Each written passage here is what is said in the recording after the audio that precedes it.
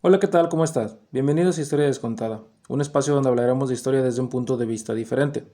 Yo soy Fausto, profesor de historia, y el día de hoy vamos a hablar de la Gran Guerra, mejor conocida como la Primera Guerra Mundial.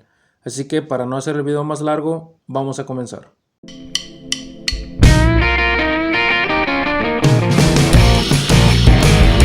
La guerra, situación donde grupos humanos se pelean con mucha violencia, dejando muchos muertos y destrucción a su paso, o como lo conocen lo que vivimos en Colima, un día cualquiera.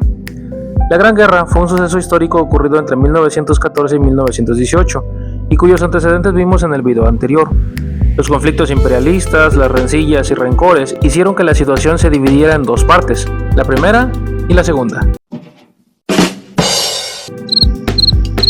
Sí, pues ya conozco la salida. Por un lado, la Triple Alianza, entre un imperio alemán de Guillermo II, la Austria-Hungría de Francisco José, enojado por el asesinato del heredero al trono Francisco Fernando, y una Italia que la neta no sabía por qué estaba en esa alianza, ni quería estar en ella. Del otro lado, estaba el Reino Unido del rey Jorge V, la Francia de Pontchartrain, ¡Habla bien, idiota! ¡Habla bien o te mato! la Rusia del zar Nicolás II, y posteriormente se agregaría a Estados Unidos de Wilson.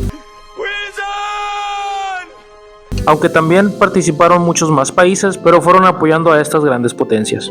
Si bien ya estaban los bandos establecidos y ya estaba muy tenso, todo se fue al carajo con el asesinato de Francisco Fernando el 28 de junio de 1914. En lo particular me gusta analizar la Primera Guerra Mundial en tres etapas. La primera de ellas es la guerra de movimientos o guerra relámpago, pues los países pretendían hacer una guerra rápida y no gastar tanto en recursos, como cuando un boxeador quiere noquear a su adversario en los primeros rounds, pero sabe que si tarda más, perderá energía y puede que también la pelea.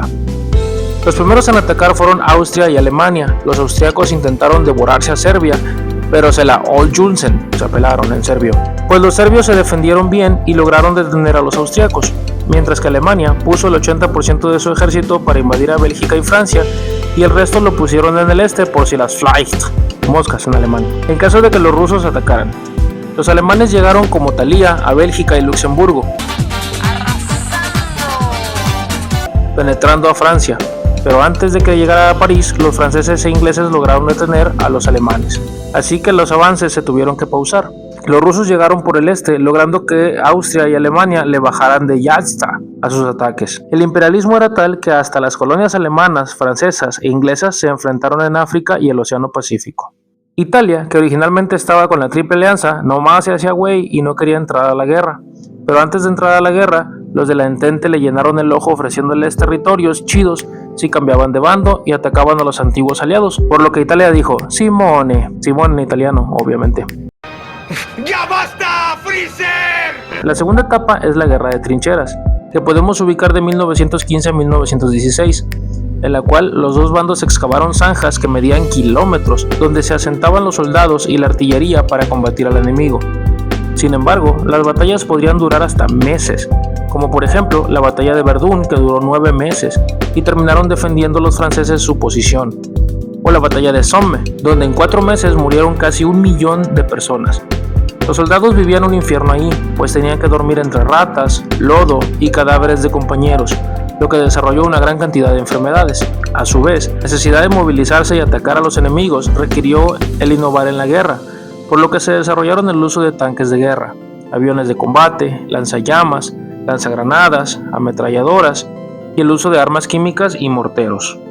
La tercera etapa es la crisis, que la podemos ubicar en 1917, cuando los países comenzaron a sufrir precariedades y los orilló a salirse de la guerra, pues la etapa de trincheras fue muy desgastante en los recursos económicos y humanos.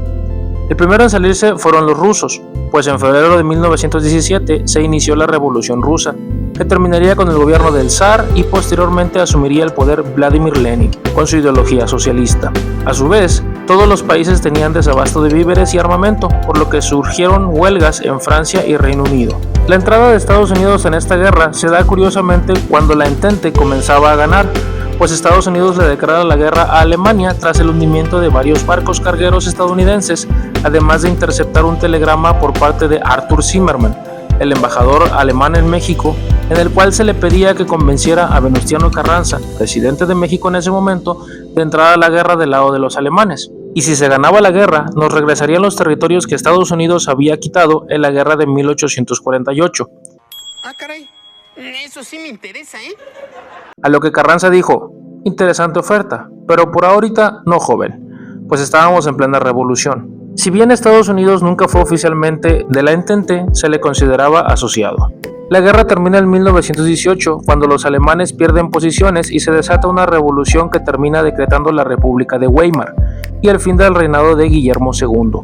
Lo vi todo. Primero se empezó a caer y luego se cayó.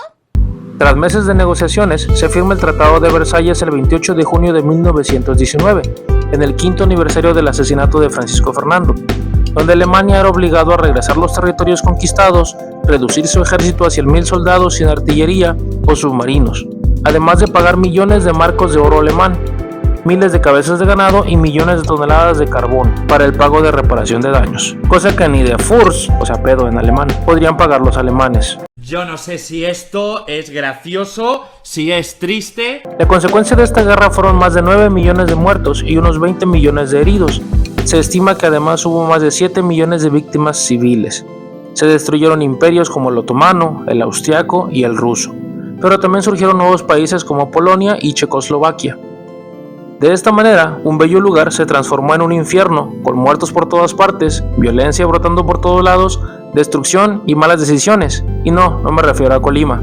Yo sé que hubo bastante información que no se mencionó aquí, pero es imposible meter tanta información en tan poco tiempo de video. Muchas gracias por ver el video. Si les gustó, no olviden darle me gusta y suscribirse si aún no lo han hecho. Comentar si quieren algún tema en específico. Síganme en mis redes sociales donde subo datos históricos muy interesantes. Por ahora, me despido con una frase de John F. Kennedy que dice: el hombre tiene que establecer un final para la guerra, si no, esta establecerá un final para la humanidad.